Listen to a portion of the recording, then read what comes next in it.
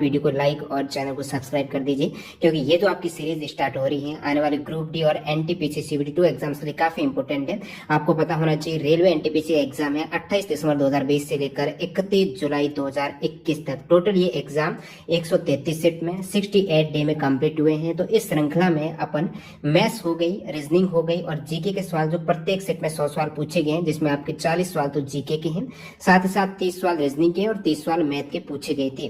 तो यहाँ पर इस श्रृंखला में सारे सवाल हल सहित देखने वाले, मैथ के सवाल का क्या एग्जैक्ट सॉल्यूशन होने वाला है, रीजनिंग के सवाल का। एनटीपीसी एग्जाम के पहले ही दिन एग्जाम हुआ था 28 दिसंबर के प्रथम सेट में। तो इस सेट में पूछे गए सारे 100 सवाल है, जिसमें रीजनिंग, मैथ और जीके के सवाल इंक्लूड रहेंगे सॉल्यूशन सहित। तो देखिएगा, जो पहला सवाल है उस विकल्प का चयन करें जिसका तीसरे पद के साथ वही संबंध है जो दूसरे पद का पहले पद से है। ये आपका दूसरा टर्म है, ये पहला टर्म है। तो दूसरे का पहले के साथ जो संबंध है वही संबंध आपका रहेगा जो आपको ज्ञात करना है उसका तीसरे पद के साथ में। ठीक है, इसमें कोई कूट वगैरह नहीं है, डायरेक्टली यहाँ पर स्पेलिंग का खेल है। लॉयर है, लॉयर का मतलब कह सकते हो वकील। वकील कहाँ पर काम करते हैं तो आप कहेंगे कोर्ट में। लॉयर है वो कोर्ट में ड्यूटी करते हैं। इसी प्रकार जो ब्यूटिशियन है वो ब्यूटी पार्लर में काम करते हैं। तो पार्लर ये करेक्ट हो जाएगा, ब्यूटिशियन है, ब्यूटी पार्लर है। इजी सवाल था। कूट का प्रयोग मत करना आप, ऐसे नहीं आप सोचने लग जाओ कि एल का स्थान 12 है, एक ए है तो 12 C1 है। ये तो आपको कूट दिया ही नहीं है, डायरेक्टली स्पेलिंग का ही खेल है, मीनिंग का मतलब आपको निकालना था इसमें। अगला सवाल देखिए यहाँ पर, वह सबसे बड़ी संख्या बताइए जिससे 155, 260, 315 को विभाजित करने पर क्रमश 5, 10 और 15 शेषफल बचेगा। देखिए, ये जो टोटल 133 शिफ्ट है, इसकी पीडीएफ फाइल आपको टेलीग्राम चैनल पर जल्दी 5 से 7 दिन में मिलने वाली है। तो टोटल शिफ्ट आपको फ्री में मिल जाएगी। डिस्क्रिप्शन बॉक्स में टेलीग्राम चैनल के लिंक है, वहां पर अपडेट हो जाएगा। तो वह सबसे बड़ी संख्या आपको निकालनी है जिससे 155, यानी आपको ऑप्शन के अकॉर्डिंग ना करके, वैसे ऑप्शन से करेंगे तो ईजी हो जाएगा, जल्दी हो गया, लेकिन मैं आपको इसका हल भी बताने वाला हूँ। तो ऐसी संख्या रहेगी जो मैं एक्स मान लेता हूँ, अभी एक्स मानना नहीं लेकिन एक तरीके से आपको समझा रहा हूँ सवाल क्या कह रहा है। तो एक ऐसी सबसे बड़ी, वो भी सबसे बड़ी संख्या लेनी है जिसमें यदि आप 155 में भाग देंगे उस संख्या का, या फिर 260 में देंगे, 315 में देंगे। सबसे पहले 155 में देंगे तो आपको शेषफल रिमाइंडर है वो 5 रहेगा। 260 में देंगे तो रिमाइंडर 10 है और 315 में देंगे तो शेषफल आपको 15 मिलने वाला है। तो ये संख्या क्या होगी? यदि आप ऑप्शन से करते हो तो सबसे पहले बड़ी संख्या से ही ट्राई कीजिएगा। यानी आप 75 से भाग देते हो 155 में तो भाग तो चला जाएगा, 2 बार जाएगा तो आपका शेषफल 5 रह जाएगा। लेकिन आप 260 में देंगे 75 का, तो 75 का यदि 3 बार देंगे तो 225 आ जाएगा। उस केस में आपके पास रिमाइंडर है वो ज्यादा रह रहा है। सेकंड केस में आपको 10 चाहिए तो 75 तो हो ही नहीं सकता। सबसे बड़ी संख्या लेनी है तो 75 के बाद बड़ी संख्या 50 आ रही है। आप 50 से ट्राई करेंगे तो आपका एग्जैक्ट भाग चला जाएगा। 50 का आप यदि 155 में देंगे तो 5 रह जाएगा, 260 में देंगे 10 और 315 में देंगे तो 15 रह जाएगा। ये तो आप ऑप्शन से कर सकते हैं। बाकी इसका लॉजिक क्या है, किस प्रकार का हल रहता है, एग्जैक्ट आप सॉल्यूशन निकालते हो। देखिए, एक ऐसी संख्या आपको लेनी है जो यदि आप भाग देते हो 155 में, ठीक है, 155 में, 260 में और 315 में, मैं क्या करता हूं, मेरे को एक ऐसी संख्या मिल जाए जो कि शेषफल बचे ही नहीं, 0 आ जाए, तो आप कहेंगे उस केस में तो मेरे को क्या लेना पड़ेगा, इन सभी का HCF लेना पड़ेगा। हाईएस्ट कॉमन फैक्टर आपको निकालना पड़ेगा। कॉमन फैक्टर नहीं, एक ऐसा आपको यहाँ पर मिल जाए संख्या जो कि 155 में या फिर 260 शेषफल 0 रहे। उस केस में आप क्या करेंगे, वैसे इस संख्या के भाग दे तो शेषफल आपको 5 मिल रहे, 0 के लिए आपको क्या करना, 5 माइनस करना है। तो उस केस में आपके पास संख्या कौन सी निकलने वाली है, तो 5 माइनस कीजिए 155 में, आप कहेंगे 150 आ जाएगी। सेकेंड में आपको 10 शेष रह रहा है, यदि आपको 0 शेष रखना है तो आप क्या कहेंगे, 10 माइनस करेंगे, इसमें 250 आ जाएगी एग्जैक्ट। और इसमें 15 शेष रह रहा है, 0 रखने के लिए आप क्या करेंगे, 15 माइनस करेंगे तो 300। ये आपके पास 3 संख्याएं आ गई हैं। अब देखिए, इन तीनों का मैं यदि HCF निकालता हूं तो मेरे को मिलता है, देखिए जिनको HCF भी नहीं आता तो सबसे पहले आप लॉजिकली इसको निकाल सकते हो। नहीं, कॉमन संख्या का भाग दीजिएगा जिसमें 150 में भी जा रहा है, 250 में भी, 300 में भी जा रहा है। तो सबसे पहले तो आप 25 से ही ट्राई कीजिएगा, बड़ी संख्या से ट्राई करेंगे। तो 150 में यदि आप 25 का भाग देते हो 150 बटा, यदि आप 25 का करेंगे तो ये आपके 6 बार चला जाएगा, ठीक है। और 25 का 250 में देंगे तो कितनी बार चला जाएगा, तो ये 10 बार चला जाएगा, इजी है।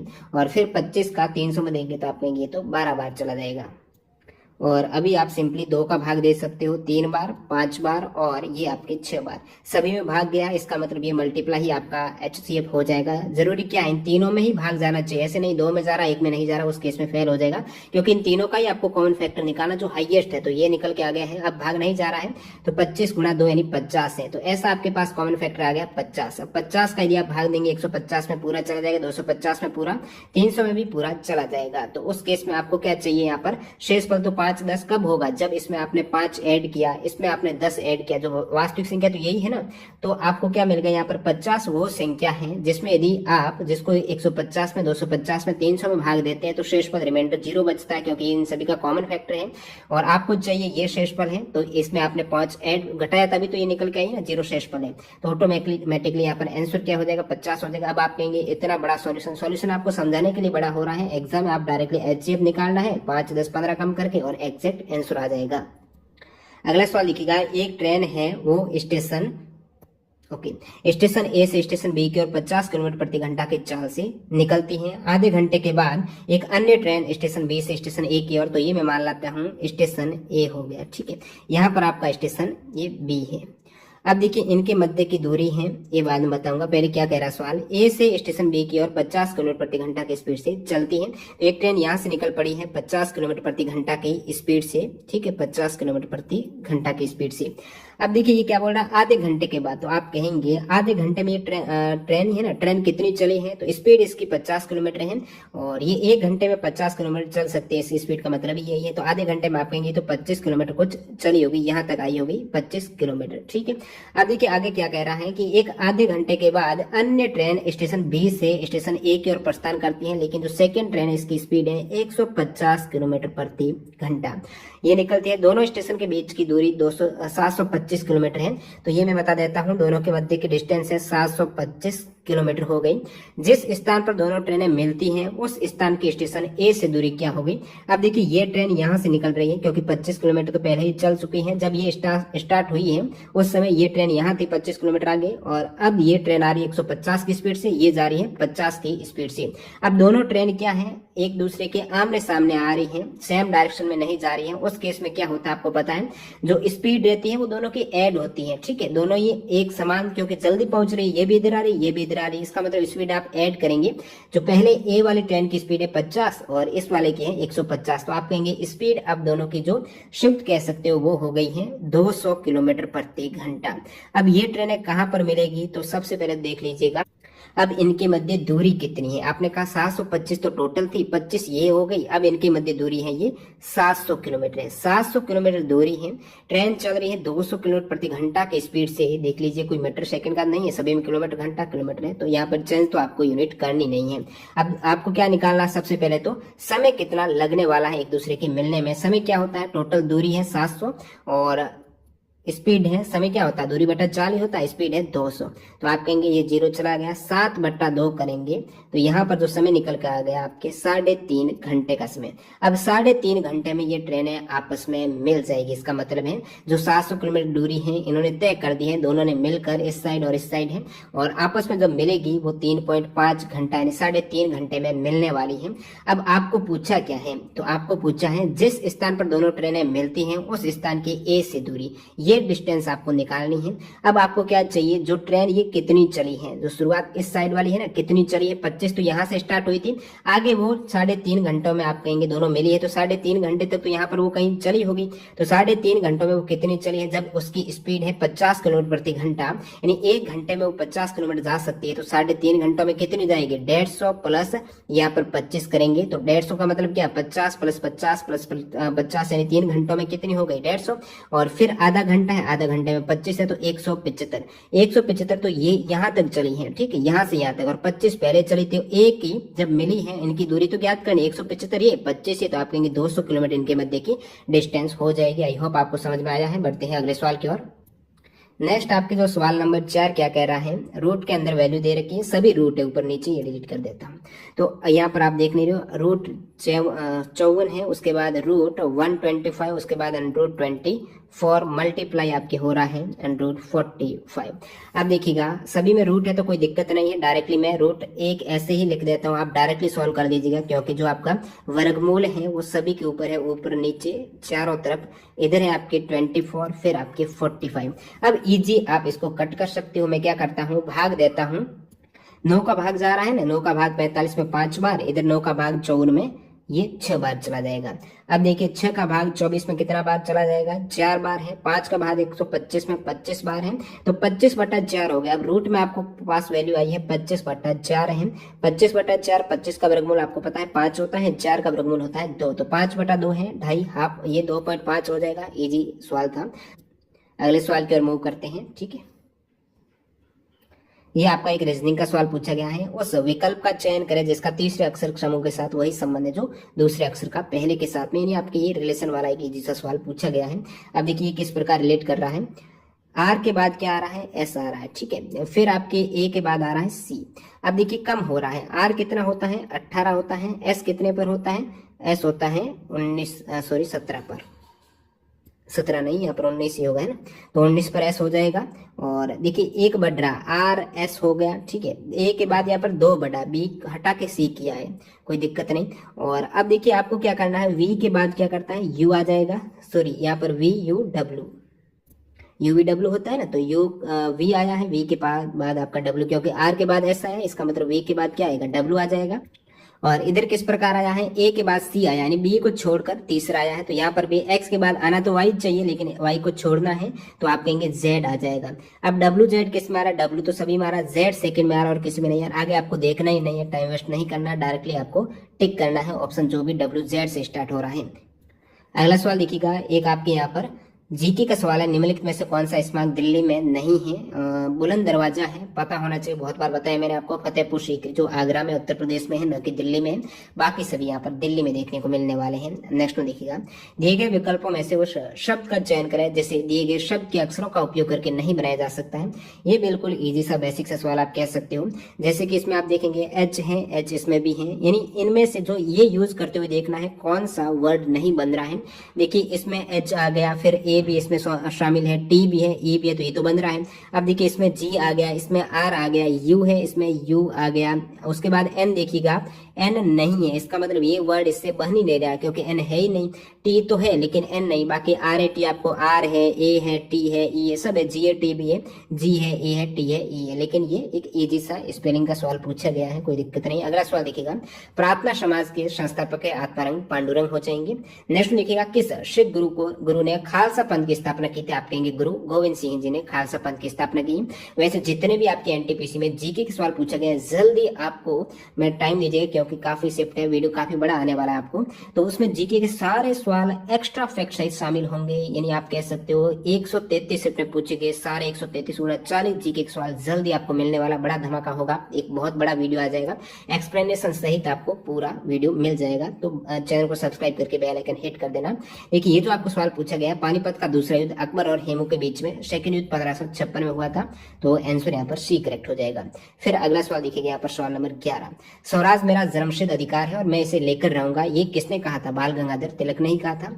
नेक्स्ट देखिएगा, निम्नलिखित में से कौन सा डीआरडीओ के द्वारा विकसित एक मल्टी बैरल रॉकेट सिस्टम है। मल्टी बैरल रॉकेट सिस्टम है, इसमें आपके पिनाका हो जाएगा, जो डीआरडीओ के द्वारा डेवलप किया गया है। निम्नलिखित में से कौन सी बीमारी विषाणु जनित है। रेखा हमें हिट करके पोए चेचक छोड़ गए। चेचक आपका कैसा रोग हो जाएगा, वायरस जनित रोग हो जाएगा। अगला सवाल देखिएगा, ये मैथ का सवाल आ गया, थोड़ा बिल्कुल इजी सवाल आप कहेंगे इसको भी। एक धनराशि है, यानी आपका जो प्रिंसिपल है, मूलधन है, उसका 10% वार्षिक दर से 2 वर्ष का ब्याज है, वो 500 रुपए है। सबसे पहले तो आपको सिंपल इंटरेस्ट है वो दे रखा है, और धनराशि पता नहीं है। ठीक है, सेकंड क्या पूछे आपको, तो समान राशि के लिए, समान समय के लिए, समान दर पर कितना ये चक्रवृद्धि ब्याज मिलने वाला, आपको कंपाउंड इंटरेस्ट ज्ञात करना है। कंपाउंड इंटरेस्ट के लिए आपको पहले तो धनराशि चाहिए, यानी प्रिंसिपल मूलधन की तरह वो पता होना चाहिए। तो सबसे पहले जो आपको शुरुआत में ये एक लाइन दे रखी है, इसका मतलब है आपको यहां से निकालना है मूलधन।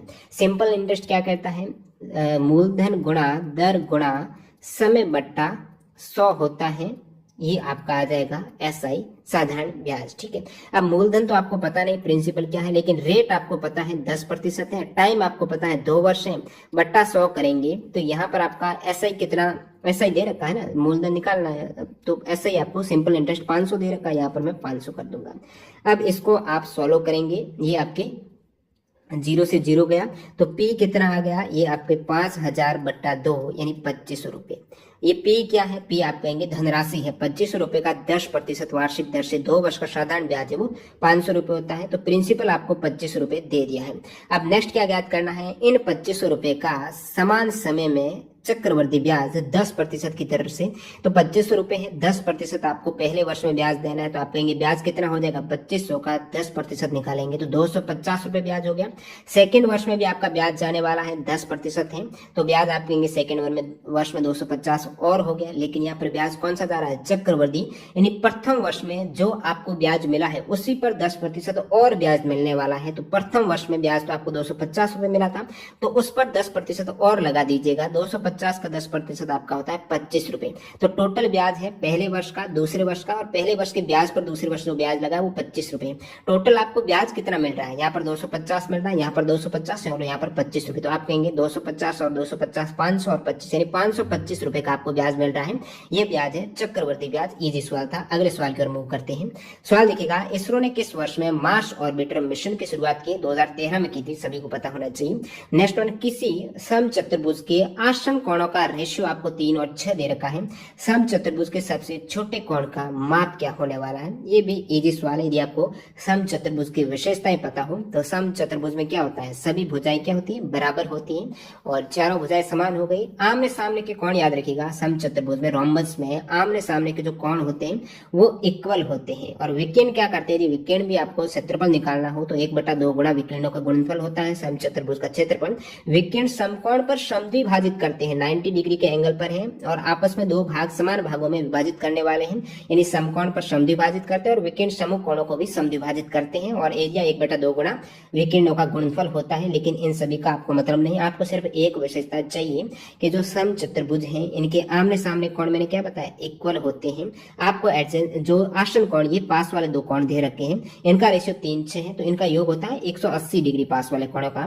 तो आपको क्या दे रखा है, 3 और 6। देखिए ये रेशियो में तो मैं मान लेता हूँ एक 3x है, एक 6x कोण है। अब इन दोनों का योग करेंगे तो आप कहेंगे तो 9x हो गया। लेकिन इन दोनों का योग होता कितना है आसन कोणों का, 180 डिग्री। तो x बराबर कितना हो जाएगा, 20 डिग्री।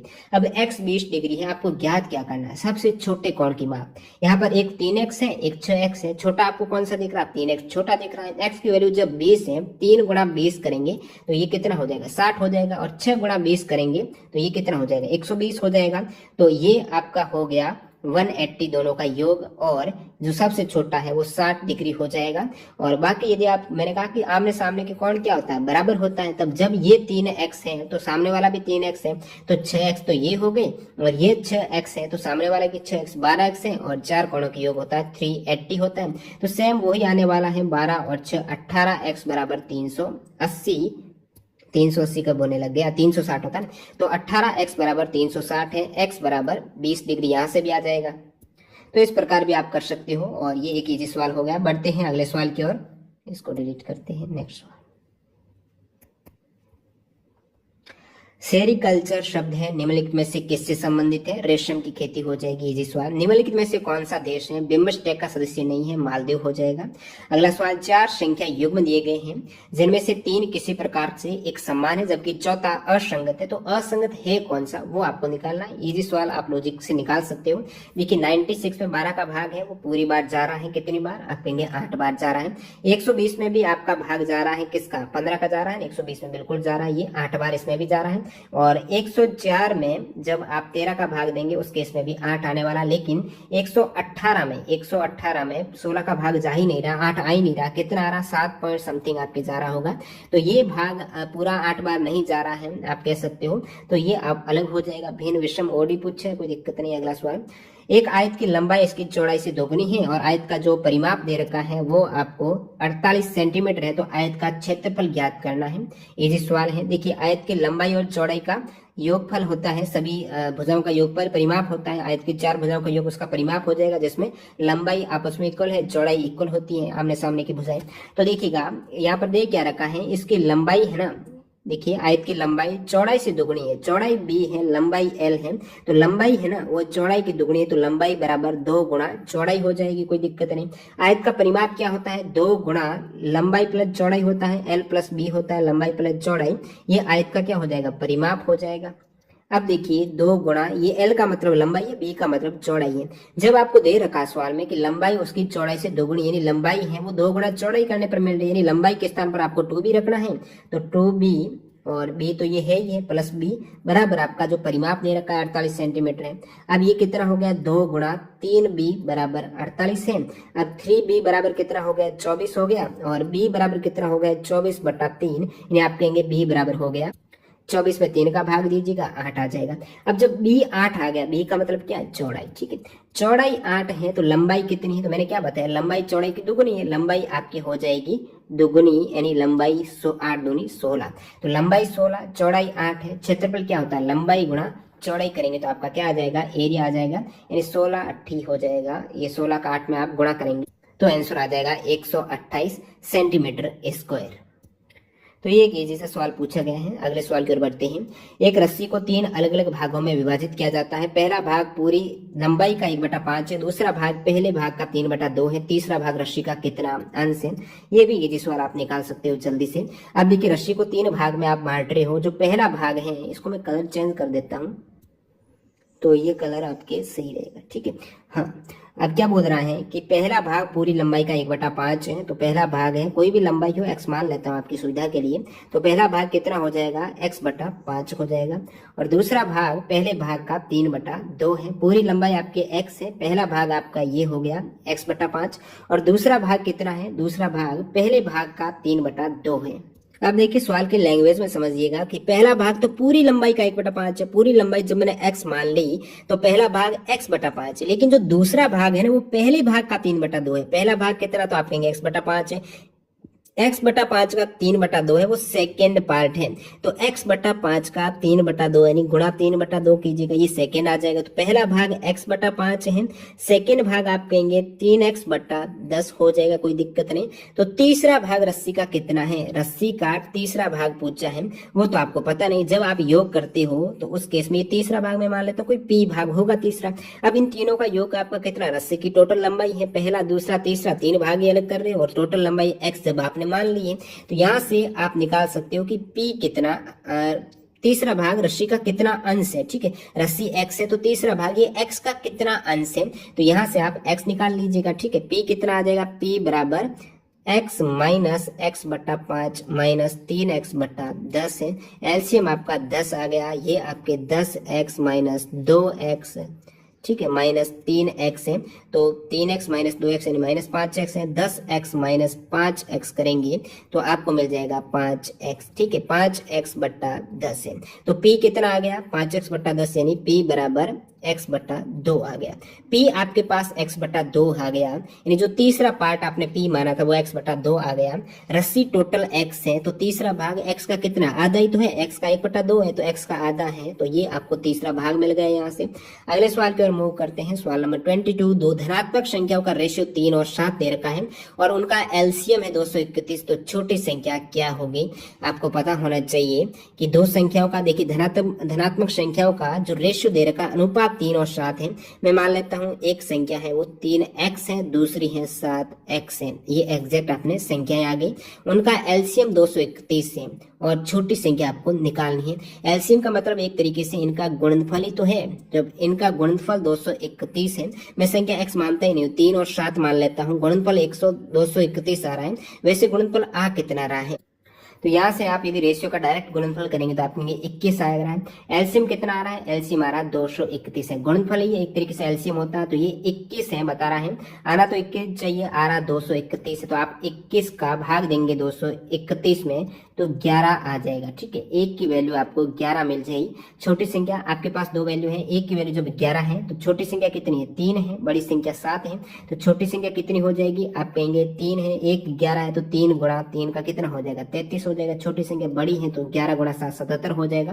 तो इस प्रकार आपको छोटी पूछा तो आप 33 कर देंगे डायरेक्टली। अगले सवाल की ओर देखते हैं अपन, सवाल नंबर 23। 3। निम्नलिखित में से किस माध्यम में से ध्वनि नहीं जा सकती है? निर्वात हो जाएगा, इजी सवाल है, वैक्यूम से। वर्ष 2019 के लिए 55वां ज्ञानपीठ पुरस्कार है, ये दिया गया है अच्युतम नंबूत्री को, मलयालम। इनमें से दक्षिण अमेरिका के कौन से 2 देश हैं? वो लैंडलॉक कह सकते हो, स्थल ध्रुव देश है, पैराग्वे और बोलिविया देश हो जाएगा। फिर देखिएगा निम्नलिखित में से कौन सा दर्रा श्रीनगर और लेह को कनेक्ट करता है? जो जिला दर्रा हो जाएगा। अब अगला आपके जो गणित का एक सवाल आ रहा है वो देखिएगा, यदि a cube minus B cube है तो इस केस में आपको पहले तो क्या पता होना चाहिए, a cube minus B cube का फॉर्मूला क्या होता है? तो फॉर्मूला हो जाता है, इसको मैं लिख देता हूँ फॉर्मूले को आपके लिए। a cube minus B cube बराबर होता है a minus B multiply A square plus A B plus ये होता है बी स्क्वायर। ध्यान रखिएगा ये A cube minus B cube का है। यदि आपको A cube plus B cube कह दें तो आप क्या करेंगे, ए प्लस यहाँ पर बी करेंगे और फिर A square minus A B plus B square करेंगे। आपको माइनस का याद रखना, जो सवाल में दे रखा है A cube minus B cube यानी A minus B A square plus A B, second वाला पूरा प्लस है, सेकेंड में ए माइनस बी है। तो इसमें आपको दे क्या रखा सवाल में, ए स्क्वायर माइनस बी स्क्वायर 25 दे रखा। आप कहेंगे ए स्क्वायर माइनस बी स्क्वायर तो कहीं है नहीं, कहाँ यूज करेंगे बताता हूँ कहाँ करेंगे।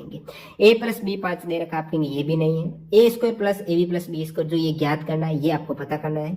अब देखिए ए क्यूब माइनस बी क्यूब आपको 625 दे रखा है, ठीक है। अब ए माइनस बी आपको पता नहीं है, लेकिन ए स्क्वायर माइनस बी स्क्वायर आपको पता है 25 है। अब ये सब समय का तो आपको पता ही होगा कि ए स्क्वायर माइनस बी स्क्वायर होता क्या है, ए प्लस बी गुणा ए माइनस बी होता है, जो आपको 25 दे रखा है, ठीक है। अब देखिएगा यहाँ पर 25 ये है, A square minus B square है, इसके स्थान पर 25 है। तो मैं क्या कर सकता हूं कि a माइनस बी आपको लेना है, यहाँ पर क्या आएगा, तो a माइनस बी के लिए आप करेंगे 25 बटा a प्लस बी हो जाएगा, ये इधर लेके आया तो ये कहाँ क्या हो जाएगा 25 बटा a प्लस बी हो गया। अब इसके गुणा में क्या है, A square plus A B plus B square जो आपको निकालना है। अब याद रखिएगा आपको एक वैल्यू दे रखी है ए प्लस बी की, कितनी 5 दे रखी, तो इसके स्थान पर मैं 5 रखता हूँ। 5 का 25 में 5 बार चला जाएगा। अब A square plus A B plus B square कितना देखिए 5 इस साइड आएगा तो भाग में 625 में 5 का भाग देंगे तो आप कहेंगे 125 आपको मिल गया A square plus A B plus B square. I hope आपको समझ में आया, बिल्कुल इधर इधर संख्याओं का ही खेल है। 4 शब्द दिए गए हैं जिनमें से 3 किसी प्रकार से एक समान है जबकि चौथा असंगत है। असंगत कौन सा होगा देखते ही बन जाएगा। मार्कर पेन चौक है, पुस्तक में ही काम लेंगे एक तरीके से आप लिखने में, पुस्तक अलग है आपका। उबंटू है वो एक ऑपरेटिंग सिस्टम है, कंप्यूटर का सवाल है, सारे कंप्यूटर के सवाल की पीडीएफ फाइल अवेलेबल है यदि आप डाउनलोड करना चाहते हो। जो आपके एनटीपीसी एग्जाम में सवाल पूछे गए टॉपिक वाइज, जिसमें साइंस के सारे सवाल इंक्लूड है, तो ये पीडीएफ अभी आप डाउनलोड कर सकते हो। 46 जहां से रिपीट होते सवाल है। टॉप ट्रेनिंग जीके.इन जो वेबसाइट लिंक डिस्क्रिप्शन बॉक्स में मिल जाएगी, वहां से आप डायरेक्टली कर सकते हो। अब देखिए सवाल है कि सुकन्या समृद्धि योजना है वो क्या है। सुकन्या समृद्धि योजना का आपको पूछा है तो बालिकाओं के लिए एक लघु जमा बचत योजना कह सकते हो, लघु जमा योजना कह सकते हो। अगला सवाल यहाँ पर ये रीजनिंग का सवाल आ गया, ये कर लेते हैं कि मुकेश के सामने की ओर दक्षिण दिशा थी।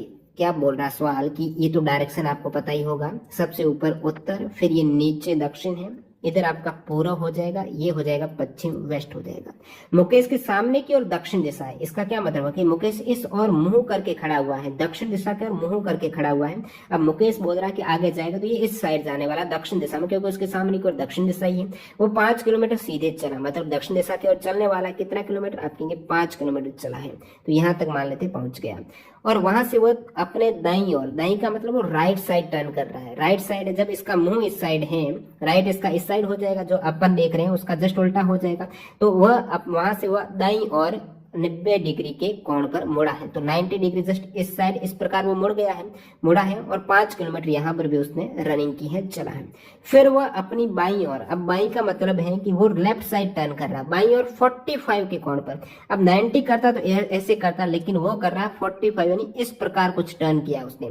और कितना चला है 3 किलोमीटर, ये 5 है कुछ 3 चला है तो यहाँ तक आया होगा कहीं वो, ठीक है 3 किलोमीटर चला है। अब वो अपनी वास्तविक स्थिति से, वास्तविक स्थिति का मतलब क्या है, वो इस और मुंह करके खड़ा था ना, वास्तविक स्थिति से किस दिशा में होगा, तो आप कहेंगे ये जो डायरेक्शन है इस दिशा से किस डायरेक्शन में, ये दक्षिण है ये पश्चिम है, तो दक्षिण पश्चिम जो है वो टिक कीजिएगा, यहाँ पर भी ये सही टिक कर रखा है। अगला सवाल देखिएगा अपन, किसी पदार्थ की मात्रा को मापने के लिए निम्नलिखित में से कौन सी यूनिट का उपयोग किया जाता है। पदार्थ की मात्रा मोल हो जाएगी, काफी बार एग्जाम आया हुआ सवाल है। 2 बसें हैं, एक मुख्य सड़क पर है, ये भी थोड़ा लैंग्वेज बड़ी है, सवाल इजी है, लैंग्वेज से घबराइए मत, लैंग्वेज जितनी बड़ी होगी इसका मतलब सवाल वो इतना ही इजी होने वाला है। दो बसें एक मुख्य सड़क पर 185 किलोमीटर की दूरी पर स्थित दो बिंदुओं से एक दूसरे की ओर चलना शुरू करती है। पहली बस 35 किलोमीटर चलने के बाद, तो ये दो बस मान लेता हूँ, एक ये बस है, एक आपकी ये बस है, इस साइड दोनों ही खड़ी हुई है। अब क्या है, इनके मध्य की दूरी आपको पता है कि 185 किलोमीटर ये डिस्टेंस है इनके मध्य की। अब 185 किलोमीटर दूरी पर स्थित दो बिंदुओं से एक दूसरे की ओर चलना शुरू किया है। ये इस साइड आ रही है, ये इस साइड आ रही है। पहली बस 35 किलोमीटर चलने के बाद दाईं ओर मुड़ती है, ठीक है। पहली बस ने क्या किया, 35 किलोमीटर चली, यहाँ पर वो 35 किलोमीटर गई है, याद रखिएगा 35 किलोमीटर चली है। फिर दाईं का मतलब है राइट साइड टर्न किया, इस साइड जा रही है, राइट साइड इसका यही होगा, और 17 किलोमीटर यहाँ पर भी वो चल पड़ी है। इसके बाद ये बाईं ओर मुड़ती है। अब जब बस का मुंह ये है और मुड़ रही है बाईं ओर, अब देखिए बाईं ओर का मतलब है कि वो लेफ्ट साइड में टर्न कर रही है। अब इस बस का मुंह इस साइड है, राइट इसका ऐसे होगा, लेफ्ट इसका ऐसे होगा, तो लेफ्ट साइड में टर्न किया है, यानी इस प्रकार उसने टर्न किया है। लेफ्ट साइड में टर्न तो किया, आगे इसने क्या किया और 42 किलोमीटर चल पड़ी, तो यहां से वो 42 किलोमीटर चल पड़ी है तथा मुख्य सड़क पर वापस पहुंचने के लिए दिशा लेती है। मुख्य सड़क ये है ये दोस्तों। अब इस पर वापस वो पहुंचने के लिए दिशा लेती है यहाँ पर।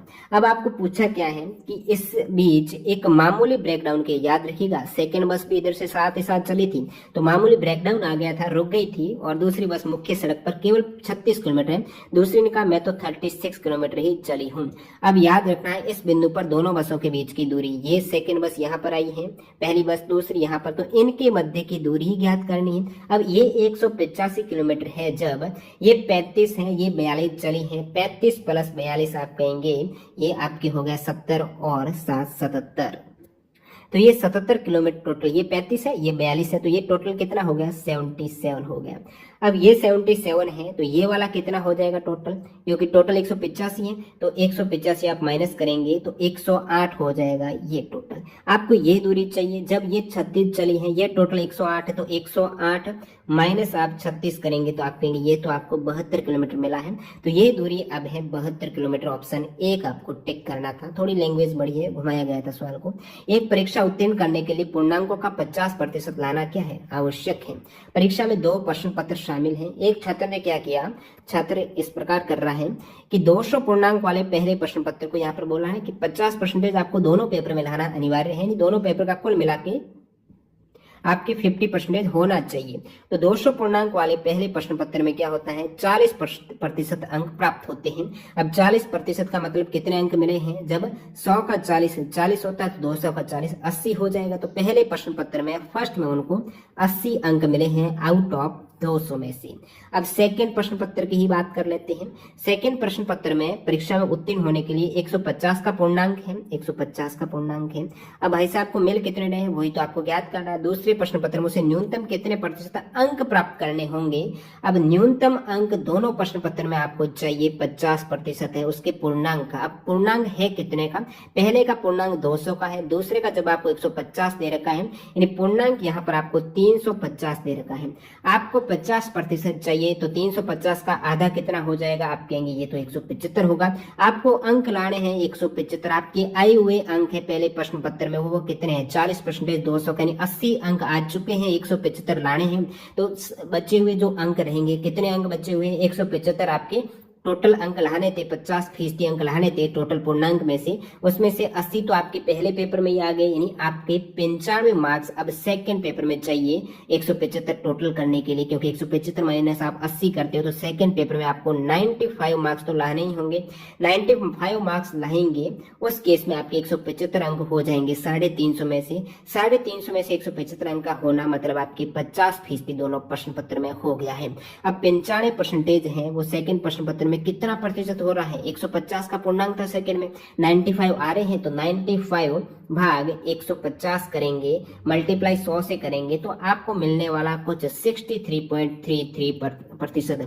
तो न्यूनतम है वो उसको 64% राउंड फिगर में लाने ही होंगे। वैसे ये आ रहा है ऑप्शन के अकॉर्डिंग आपको 64 करना था, एग्जैक्ट नहीं मिल रहा, मैच नहीं कर रहा है डाटा।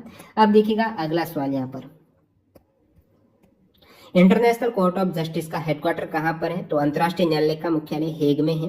दिए गए विकल्पों में से उस संख्या का चयन कीजिए जो निम्न तालिका में से प्रश्न पत्र के स्थान पर जगह लेने वाली है। तो ये आपको लॉजिक बताना है, रीजनिंग का वैसे ये सवाल हो जाएगा।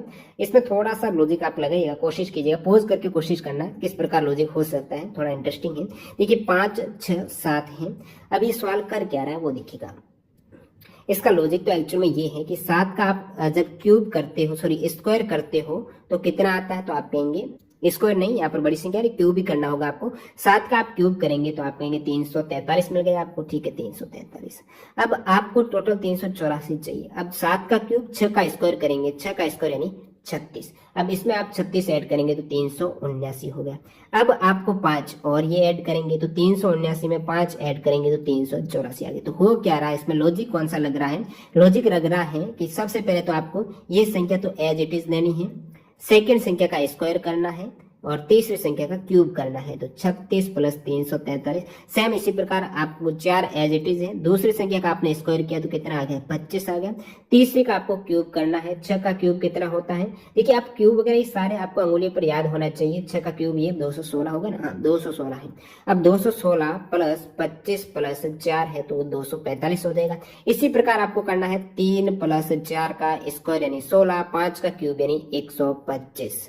अब 125 प्लस 16 प्लस 3 करेंगे तो 144 आपको यहाँ पर क्वेश्चन मार्क के स्थान पर आंसर है वो मिलने वाला है।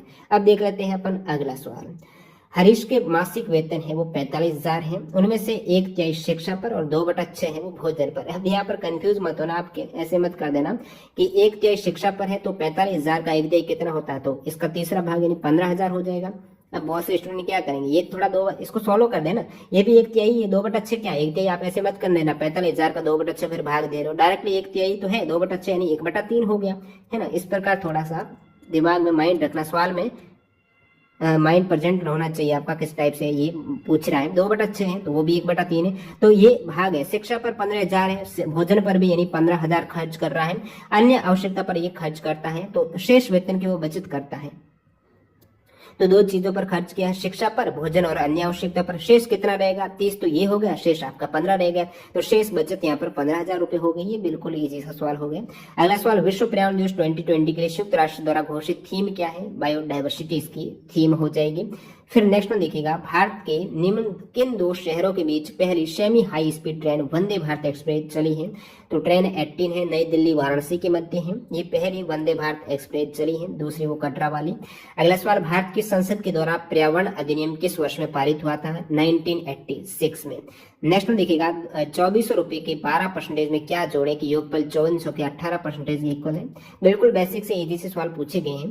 तो 2400 का जो 12% है यानी 2400 गुणा 12/100 है, उसके साथ क्या जोड़े मेरे को नहीं पता, मैं एक जोड़ देता हूँ। जो ये योगफल आ रहा है, इन दोनों का जो जोड़ आ रहा है वो कितना आ रहा है? 5400 के 18% के 5400 गुणा 18 भाग 100 है, भाग 100 तो ये डायरेक्ट क्या आ गया? 24 गुणा 12 प्लस x बराबर 54 गुणा 18 हो गए, क्योंकि 0 से ये कैंसिल हो गया। अब इसको आप कैलकुलेशन कर सकते हो। कैलकुलेशन किस प्रकार? अब x बराबर कितना हो जाएगा? 54 गुणा 18 माइनस 24 गुणा 12। अब इसमें आप कॉमन ले सकते हो कोई चीज, यदि कॉमन आपको जैसे 12 कॉमन आ जाएगा, फिर आप मल्टीप्लाई कीजिएगा, यहाँ से आपका 684 आंसर आ जाएगा। अब आपको जितना इजी हो सके उसको कैलकुलेट करना है। कंप्यूटर और इंटरनेट के डोमेन में यूआरएल का क्या मतलब होता है? यूआरएल है यूनिफॉर्म रिसोर्स लोकेटर है। लोकेटर याद रखिएगा, यूनिफॉर्म रिसोर्स लोकेटर, न कि लोकेशन है। और यहाँ पर ये भी मत कंफ्यूज होना कि रिसोर्स है या फिर कोई अलग टर्म है, तो ये इसकी फुल फॉर्म। अगला, एक सिलेंडर की ऊंचाई है वो 14 सेंटीमीटर है, वक्र पृष्ठ का क्षेत्रफल है वो 528 सेंटीमीटर स्क्वायर दे रखा है, और सिलेंडर का आयतन है। सिलेंडर का मतलब क्या हुआ? यहाँ पर सब कुछ खेल हो रहा बेलन का। तो एक सिलेंडर की ऊंचाई आपको h दे रखी है, वक्र पृष्ठ का क्षेत्रफल, ये आपको याद होना चाहिए फॉर्मूला 2πr(h) है, ये वक्र पृष्ठ का क्षेत्रफल हो जाएगा। ये आपको 528 दे रखा है, और ज्ञात क्या करना है? सिलेंडर का आयतन यानी πr²h आपको निकालना है। ये बेलन का आयतन का फॉर्मूला रहता है। अब देखिए 2πr(h) आपको 528 दे रखा है, पाई यहाँ पर भी है, आर यहाँ पर भी है, तो इसको वैल्यू लेने ही नहीं है। एच दे रखा है, सबसे पहले तो यहाँ से आर निकल के आ जाएगी। आर कितनी आ जाएगी? आर आ जाएगी 528 भाग 2πh आ गया आपके पास आर की वैल्यू। अब आर यहाँ पे रखना है, आपको मिल जाएगा आयतन। अब पाई आर स्क्वायर करना, तो इन सभी का स्क्वायर कीजिएगा, ठीक है, यानी 528 गुणा 528 बट्टा ये भी स्क्वायर करना, यानी 2 पाई एच गुणा 2 पाई एच। इसको मल्टीप्लाई किससे करना है, ये आर स्क्वायर हो गया, अब मल्टीप्लाई करना है एच से मल्टीप्लाई करेंगे तो एक एच तो यहाँ से गायब हो जाएगा, एक पाई तो यहाँ से गायब हो जाएगा। अब आपके पास क्या रहा है, 528 गुणा 528, ठीक है। बट्टे में क्या है, बट्टे में आपको मिल रहा है ये 2 है और फिर एक एच है और पाई है। एच की वैल्यू दे रखी है ना, तो एच क्यों ले रहे, 14 लीजिएगा। 2 गुणा 14 गुणा एक पाई है, नहीं पाई का मतलब 22/7 है, 22 और 7 ऊपर चले जाएंगे। यहाँ से इसको आप हल करेंगे तो ये हो जाएगा आपके यहाँ से, सबसे पहले तो 22 का भाग जा रहा है 528 में, वो 24 बार जा रहा है, ठीक है। अब आप क्या करेंगे, 7 का 14 में कितनी बार चला गया, 2 बार चला गया। और फिर यहाँ से आपके आ जाएगा, ये 2 है तो 2 2 6 6 और 24 में ये हो जाएगा 4 बार। अब ऊपर कितने रह गए, 4 गुणा 528, तो 4 गुणा 528 आंसरों में मिसमैच हो रहा, कुछ कैलकुलेशन मिस्टेक हुई है, 1 सेकेंड। 2 दूनी 4 दूनी 8, यहाँ 6 कर दिया, यहाँ पर 8 होना चाहिए ना, फिर ऊपर 24 है और इधर 3 आ जाएगा, ठीक है। अब 3 को आपको मल्टीप्लाई करना है 528 से, तो 528 3 ये सही हो जाएगा, 1584 आंसर हो जाएगा। यहाँ पर अपने जो गुणा किया था 2 दूनी 4 दूनी 6 नहीं कर, जोड़ नहीं गुणा करना था ना, तो 8 हो जाएगा। 8 का 24 में देंगे तो ये 3 बार चला जाएगा और 3 का आपको 528 से गुणा करना था, 1584 हो जाएगा आंसर। तो ये आपको फॉर्मूले के बेसिस पर मान रखना था। एक्स व वाई मिलकर एक काम 12 दिन में करते हैं, तो कार्य वाला ये सवाल है, इसको देखिएगा, बिल्कुल इजी सवाल है, बेसिक से जो आपने पढ़ा होगा। एक्स और वाई मिलकर एक काम को 12 दिन में, यानी एक्स प्लस वाई जो आपने पढ़ा वैसे ही करा रहा हूं मैं आपको। एक्स प्लस वाई है वो 12 दिन में कर रहे हैं, वाई प्लस जेड है वो 18 दिन में कर रहे हैं, और एक्स प्लस जेड कर रहे हैं वो दोस्तों 15 दिन में कर रहे हैं। तो इनका एलसीएम लेते हो आपका, यानी टोटल कार्य आपको मिलता है इनके एलसीएम से मिलता है, तो इनका एलसीएम कितना आ जाएगा, एलसीएम 180 आ जाएगा। 180 टोटल कार्य है, इसमें से ये एक दिन सॉरी ये क्या करता है कि 12 दिन में एक्स प्लस वाई मिलकर 12 दिन में करते हैं, तो एक दिन में कितना करेंगे, तो 180 टोटल है, 180 में 12 का भाग देंगे तो यहाँ पर एक्स प्लस वाई एक दिन में 15 यूनिट कर पाएंगे, और ये 180 में 18 का भाग देंगे, मतलब 18 दिन में टोटल करते हैं, कार्य 180 यूनिट है, एक दिन में आप 10 हो जाएगा। अब इसमें आप 15 का भाग देंगे 180 में, तो ये 12 आ जाएगा। तो ये वाई एक्स प्लस जेड एक दिन में 12 यूनिट, वाई प्लस जेड एक दिन में 10 यूनिट, एक्स प्लस वाई एक दिन में 15 यूनिट करते हैं। अब तीनों मिल रहे हैं तो इन तीनों को आप ऐड कीजिए, कितने एक्स है, 2x 2y 2z, यानी 2 गुणा X plus Y plus Z है, ये मिलकर कितने करते हैं। अब ये तीनों को ऐड किया है, वो एक दिन में कितने करेंगे, 15 और 10 कितने होते हैं, तो आप कहेंगे 25 होते हैं, 25 और 10 कितने होते हैं, तो 35 प्लस 2 37। तो ये टोटल कार्य हो रहा है 37 यूनिट। अब 36 यूनिट हो रहा है, ये x plus Y plus Z है, ये दोगुनी क्षमता कह सकते हो, 2 गुणा X plus Y plus Z है, लेकिन आप कह रहे हो x plus Y plus Z एक साथ, तो x plus Y plus Z है। जब इनको दोगुना कर रहे थे तो कार्य हो रहा था 37 यूनिट है। अब ये सिर्फ दोगुना नहीं है, x plus Y plus Z है, तो कार्य भी आधा हो जाएगा, 37/2 करेंगे तो ये आपके 18.5 यूनिट कार्य हो रहा है। अब 18.5 यूनिट कार्य हो रहा है, वो एक दिन में हो रहा है, ठीक है। आपके पास कार्य है 180 यूनिट है, टोटल कितने दिन लगने वाले हैं, एक दिन में 18 कर रहे हो, टोटल 180 है, तो 18.5 का भाग दीजिएगा 180 में, तो आपको मिलने वाला है, देखिए पूरा का पूरा तो भाग नहीं जा रहा है, 180 में 18.5 का है, तो वो लगभग आपको दे रखा होगा सवाल में, लगभग कितने दिनों में करते हैं। वैसे ये भाग तो कुछ आपके 9.7 बार जाएगा, तो लगभग ये 10 दिन के इक्वल है, तो 10 दिन में ये लगभग कार्य करने वाले हैं। ये भाग आप इजीली दे सकते हो, लगभग में निकालना है तो डायरेक्ट 180 मानेंगे आप। अगला सवाल, 1 अप्रैल 2019 से किन दो बैंकों का विलय हुआ था, बैंक ऑफ बड़ौदा में, देना विजय सभी को पता होगा। अगला सवाल, दोस्तों का एक समूह इस प्रकार की व्यवस्था में बैठा है कि उनमें से प्रत्येक का अष्टभुज के एक कोने पर बैठा है। अब देखिए आपको अष्टभुज बनाना है, सबसे पहले तो वो मेरे लिए थोड़ा टेढ़ा खेल में बनाता हूँ अष्टभुज, फिर आपको समझाता हूँ। देखिए अष्टभुज है वो सही तरीके से नहीं बना है, लेकिन 8 भुजा इस प्रकार वो बैठे हुए हैं। मैं इसको विकीर्ण बना देता हूँ, ताकि ये सामने का इसके हैं और ये कुछ इसके सामने का है, ये इसके सामने की है, ये इसके सामने की, तो ये 8 जने बैठे हुए हैं अष्टभुज के कोनों पर। अब देखिए क्या व्यवस्था है वो देखिएगा, सभी केंद्र की ओर मुंह करके यानी इस साइड इस सेंटर की ओर मुंह करके बैठे हुए हैं। मेधा है वो राधा के विकिरणित सामने बैठी है। मेधा मैं मान लेता हूँ ये मेधा है, एम मेधा, ये विकर्ण इसका ये विकर्ण सामने जस्ट सामने कह सकती हूँ जो राधा बैठी है, ठीक है। मेधा है वो राधा के, मेधा है ये राधा के विकर्ण सामने बैठे, राधा को आर से रिलेट कर रहा हूँ। अब देखिएगा आगे क्या बोल रहा है, मेधा सीमा के बाईं ओर बैठी है। मेधा है वो सीमा के बाईं ओर, सबसे पहले सीमा मान लेते हैं, ये सीमा है। अब सीमा का बाईं ओर बता रहे हैं तो ये सीमा नहीं होगी, हाँ हाँ सही यही होगी, तो इस साइड मूव करके है ना, तो इसका राइट ये हो जाएगा, लेफ्ट ये, बाई का मतलब है वो लेफ्ट साइड में बैठी है। मेधा सीमा के बाई ओर है, तो मेधा है ये सीमा का मुंह इस साइड है, तो सीमा का लेफ्ट साइड बाई ओर, जो मेधा बैठी इस साइड मेधा है, सीमा ये है, तो मेधा है वो सीमा के तो बाई ओर हो गई, तो सीमा ने मैंने इसको डिनोट किया। मेधा सीमा के बाई ओर बैठी है। रमन सीमा के बगल में और गोविंद के सामने बैठा है। रमन है वो सीमा के बगल में, सीमा के बगल में इस साइड तो वो मेधा हो जाएगी। अब बगल में उनके पास में बैठा है, रमन है सीमा के बगल में, तो ये रमन भाई यहाँ पर क्लैश हो रहा कुछ, आर है, आर का मतलब राधा भी है, आर का मतलब रमन भी है, ठीक है। तो आर यानी रमन है, तो रमन है वो सीमा के बगल में बैठ रहा है। रमन सीमा के बगल में और गोविंद के सामने, मतलब ये इसके सामने गोविंद जी है, तो ये गोविंद हो गए। गोविंद चंद्रा के दाईं ओर बैठा है। अब भाई चंद्रा के दाईं ओर मान लेते हैं ये चंद्रा है, इन चंद्रा के दाईं ओर यानी राइट साइड में गोविंद बैठा, बिल्कुल सही है।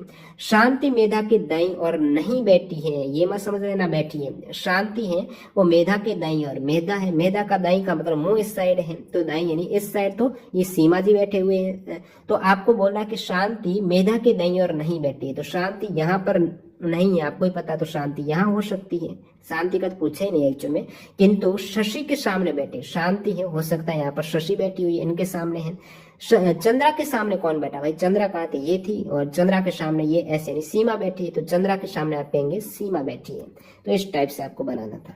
निम्नलिखित में से कौन सा राज्य पूर्वोत्तर राज्यों के 7 सिस्टर राज्यों का सदस्य नहीं है, सदस्य नहीं में सिक्किम। फिर देखिएगा एक ये सवाल पूछा है, इसको बता देता हूँ आपको, ट्रिग्नोमेट्री का 1/sin square 65 plus cos square 65 है, साइन 15/कॉस 75 है, कॉस 65 प्लस साइन 25 है। मान आपको बराबर आ रहा है, इसको थोड़ा जूम कर देते हैं ताकि आपको पूरा दिख जाए इजीली। तो ये कुछ दे रखा सवाल में, थीटा का मान आपको निकालना है, कौन कितना आएगा वो निकालना है। अब ये आपको पता होना चाहिए, ट्रिग्नोमेट्री में फॉर्मूले हैं कि sine square theta plus cos square theta है वो 1 होता है। इसमें शर्त क्या, ऐसा नहीं साइन स्क्वायर 65 है, इधर साइन स्क्वायर 30 दे रखा है, लेकिन थीटा समान होना चाहिए, इधर 65 है तो इधर भी 65 चाहिए, तो ये 65 है ना, तो कोई दिक्कत नहीं, फॉर्मूला मैच कर रहा है। Sine square theta plus cos square theta बराबर 1 होता है, तो ये 1 बटा इस पूरे की वैल्यू 1 हो गई, तो 1 प्लस साइन 15 कॉस 75 है, तो पता होना चाहिए आपको इसको कैसे सॉल्व करना है। साइन 15 है, मैं क्या लिख सकता हूँ, कॉस के फॉर्मेट में क्या इसको लिख सकता हूँ, तो आप क्या कीजिएगा, साइन 15 को मैं 90 माइनस 75 कर देता हूँ। अब 90 माइनस 75 करेंगे तो कितना 15 आएगा, साइन 15 आएगा, ऐसा क्योंकि आप वो बताता हूँ। नीचे है कॉस 75, अब इसको मेरे को काटना था, ठीक है। साइन 90 माइनस थीटा कितना होता है, आप सभी को पता, sine 90 minus theta cos theta होता है। थीटा 90 माइनस थीटा नहीं 75 है, तो ये समान वैल्यू थे। साइन 15 का मतलब मैंने लिख दिया 90 में से 75 माइनस किए हैं। अब साइन 90 माइनस जो 75 या फिर साइन 90 माइनस थीटा कितना होता है, कॉस थीटा होता है, तो इसको मैं लिख सकता हूँ इसके स्थान पर कॉस 75, ठीक है। Sine 90 minus theta cos theta है, तो ये कॉस 75 हो जाएगा, तो ये हो गया आपके कॉस 75, नीचे भी कॉस 75। अब प्लस देखिएगा कॉस 65 बटा साइन 25। अब कॉस 65 है तो ये मैं कॉस 65 रहने देता हूँ, साइन में ही चेंज करता हूँ। साइन 25 को मैं कैसे लिख सकता हूँ, साइन 25 को मैं 90 माइनस 65 लिख सकता हूँ। 90 में से 65 माइनस होंगे तो कितने रह जाएंगे, 25 रह जाएंगे, तो साइन 90 माइनस मैंने 65 लिख दिया। अब इसको 1 हो गया, 1/1 प्लस कॉस 75, ये कट गया, 1 हो गया। अब देखिए कॉस 65 बटा साइन 90 माइनस थीटा, क्या कॉस थीटा, इधर भी कॉस 65 आ जाएगा, ये भी कट जाएगा, तो 1 हो जाएगा, बराबर में √3 tan थीटा, 1 1 1 यानी 3/√3 tan थीटा। यहाँ से tan थीटा आपको कितना मिल रहा है, 3/√3। अब हर का परिमीकरण कीजिएगा, √3 को मैं ऊपर नीचे गुणा कर देता हूँ, ठीक है। तो ये मिल गया आपको 3√3 बटा √3 3 हो गया, 3 से 3 कट हो गया, √3। tan थीटा की वैल्यू आपको √3 मिल चुकी है, tan थीटा की वैल्यू आपको tan थीटा बराबर √3। अब tan के किस एंगल का मान √3 होता है? 30 का मान तो 1/√3 होता है। आपको पूछा √3 तो किस एंगल का मान सिर्फ √3 होता है? तो वो होता है दोस्तों tan 60 डिग्री। अब tan 60 डिग्री है वो √3 है, तो 60 यहाँ पर थीटा यदि आप 60 रखेंगे उस केस में √3 आएगा, 60 करेक्ट हो जाएगा। अगला सवाल देखिएगा। नीचे आपको एक कुछ व्यवस्था दी गई है, निम्नलिखित में से कौन सा x के दाईं और 10वें स्थान पर होगा। लेकिन आपको सवाल में क्या एक शर्त दे रखी है, सभी विशेष वर्णों को हटाना। विशेष वर्ण कौन से? जो आपका एक तो ये संख्याएं नहीं हो, सेकंड है जो आपके लेटर्स है, अल्फाबेट नहीं हो इंग्लिश के, वो विशेष जैसे कि ये आपका विश्वादी बोधक है, हैशटैग है, स्टार है, इन सभी को आपको हटाना है। ठीक है, इसको हटाते हुए चलना, ऐसे नहीं आप सवाल में हटा रहे हो तो फिर वो टाइम ज्यादा ले लेगा। डायरेक्टली आपको मान के चलना है कि ये हट चुका है और 10वां लेटर रहना है x के दाईं और 10वें स्थान पर। तो x कहां पर है? x आप कहेंगे ये रहा x, इसके दाईं और यानी इसके राइट साइड में 10वें स्थान पर। तो ये तो मानना ही नहीं, पहला तो है ही नहीं, इसको हटा दिया आपने, क्योंकि ऑलरेडी सवाल बोल रहा है कि विशेष वर्ण हटाने हैं। तो पहला तो ये होगा, फिर दूसरा होगा, है ही नहीं, हटा दिया आपने। ये तीसरा है, चौथा है, पांचवा है, ये आपने हटा दिया, छठा है, सातवां है, आठवां ये हटा दिया आपने, 9वां है, ये आपका 10वां आपको पूछा था वो r हो जाएगा, जो आपको सही दे रखा है सवाल में। दो संख्याओं का योग 60 है, मशप यानी आपका ये हाईएस्ट कॉमन फैक्टर है, HCF दे रखा है और LCM दे रखा है, ये 12 है, ये 72 है। दोनों संख्याओं के व्युत्क्रम का योग कितना होगा? अब संख्याएं मान लेता हूं मैं, x और y है, तो x प्लस y बराबर आपको 60 दे रखा है संख्याओं का योग। अब संख्याओं का व्युत्क्रम का मतलब 1/x प्लस 1/y निकालना है, यानी आपको निकालना है 1/x प्लस 1/y का मतलब क्या होगा? इसका एलसीएम लेंगे तो xy है और ऊपर आपके y प्लस x हो जाएगा। यानी आपको निकालना क्या है? x, ये निकालना है x प्लस y बट्टा xy। अब देखिएगा x प्लस वाई तो ऑलरेडी दे रखा है, दो संख्याओं का योग x y आपने माना, x प्लस वाई 60 दे रखा है, x प्लस वाई 60 दे रखा है। अब इन दो संख्याओं का गुणा आपको नहीं दे रखा है। अब पता होना चाहिए लसप गुणा मसप क्या होता है, तो दो एलसीएम गुणा एचसीएफ बराबर पहली संख्या गुणा दूसरी संख्या। तो यहाँ से इन दो संख्याओं का गुणा क्या है? 12 गुणा 72 है। तो नीचे में क्या करूंगा? 12 गुणा 72 कर दूंगा। इसको आप जब हल करते हो तो ये चला जाएगा आपके 12 का 60 में 5 बार, नीचे 72 है तो 5/72 हो गया। ऑप्शन 2 करेक्ट है। अगला सवाल देखिएगा। एक त्रिभुज के कोण आपको 3 कोण दे रखे हैं और त्रिभुज के सबसे बड़े कोण की माप क्या होगी? इजी सवाल है। त्रिभुज के तीनों कोणों का योग कितना होता है? आप कहेंगे 180 होता है। अब तीनों कोणों का योग कर दीजिएगा, ये 2x डिग्री, फिर ये कोण है, फिर ये 3 कोण है। अब 2x प्लस दूसरा कोण कितना है? 3x माइनस 8 प्लस तीसरा कोण कितना है? 5x minus 12। ये तीसरा, ये दूसरा, ये पहला, तीनों का योग करना है, 180 आना है। देखिए 2 और 3 कितने? 5, 5 और 5 कितने? 10। तो 10x माइनस 8 और 12 दोनों ही माइनस में है तो जोड़ हो जाएगी -20 बराबर 180। ये कितना है? 10x है। ठीक है, अब 10x बराबर हो गया 200, ये 20 इधर है, 200 हो गए। x बराबर आप कहेंगे तो x बराबर हो गया 20। आपको पूछे क्या है? सबसे बड़े कोण की माप।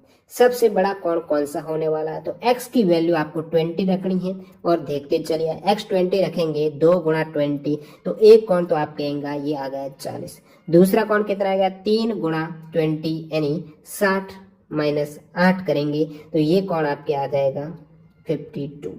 और तीसरा कोण है 5 गुणा 20 माइनस 12 तो ये आपके हो जाएगा 100 माइनस 12, यानी ये तीसरा कोण है जो कि 88 डिग्री का है, सबसे बड़ा कोण है। बाकी आपको प्रत्येक कोण निकालना ही नहीं, डायरेक्ट ये देखना, ये 2x है, ये 3x है, मामूली माइनस हो रहा, 8 हो रहा, माइनस 12, ये 5x है तो डायरेक्टली x की वैल्यू यहाँ पर पुट कीजिएगा। अब दोस्तों देखते हैं अगला सवाल। ये आपकी ट्रिग्नोमेट्री का एक और सवाल आ गया है। इस सवाल में भी मिस्टेक है, किस प्रकार है देखते हैं। 5 साइन 14 डिग्री और सेक के अंदर आपको 76 डिग्री दे रखा है। 3 cot 15 degree minus cot 75 degree plus 2 tan 45 degree है। इसकी वैल्यू निकालेगा। देखिए सबसे पहले तो पहला ही लॉजिक यूज देंगे। 5 साइन, देखिए 14 और 76 दे रखा है, इसका मतलब इसका योग कितना है? ये 90 है कहीं ना कहीं, तो ये 90 डिग्री है। इसका मतलब वही खेल हो रहा है आपके 90 माइनस थीटा वाला। तो 5 ये साइन 14 को मैं क्या लिख देता हूँ? 90 माइनस क्या कर दिया मैंने? 76 लिख दिया। इधर मैं सेक 76 कर देता हूँ। अब यहाँ से आप पहले इस वाले को मैं हल कर रहा हूँ एक बार व्यंजक को। 5 sine 90 minus theta, sine 90 minus theta कितना होता है? तो आप कहेंगे साइन 90 माइनस थीटा होता है कॉस थीटा। तो कॉस 76 गुणा सेक 76 तो ये आपको पता ही होगा, आपस में उल्टे ही होते हैं कॉस और सेक। कॉस क्षेत्र को मैं लिख सकती या फिर सेक को ही लिखूंगा।